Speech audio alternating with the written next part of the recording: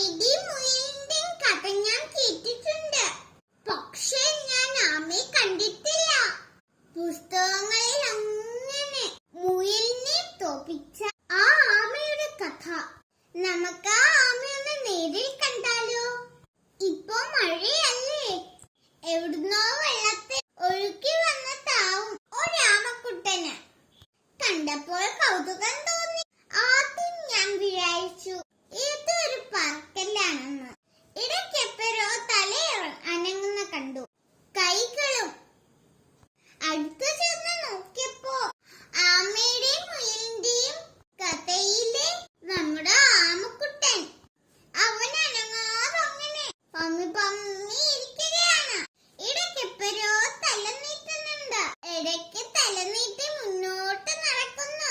ചെറിയ ശബ്ദം കേട്ടാൽ പോലും ആ ആമക്കുട്ടൻ തന്റെ തലയും കൈയും കാലുകളും തന്റെ പുറംതോടിന് ഉള്ളിലേക്ക് വലിക്കുന്നു. ഇങ്ങനെ ചെയ്യുന്നത് ശത്രുക്കളിൽ നിന്നുള്ള സ്വയംരക്ഷയ്ക്ക് വേണ്ടിയാണ്. എന്തായാലും ആമക്കുട്ടനെ കണ്ടതിനുള്ള സന്തോഷത്തിലാണ് ഞങ്ങൾ. ആമക്കുട്ടനെ കാണാൻ എന്റെ കൂട്ടുകാരും എത്തി. എല്ലാവർക്കും കൗതുകം തന്നെ. ആരും നേരിട്ട് കണ്ടിട്ടില്ലല്ലോ ആമക്കുട്ടന്മാരെ. ഇതൊരു ചാൻസ് ആണ്.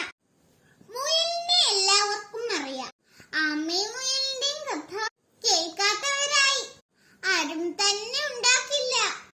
എന്റെ കൂട്ടുകാർക്ക് വേണ്ടിയാണ് ഞാൻ ഈ ആമയെ കാണിക്കുന്നത്.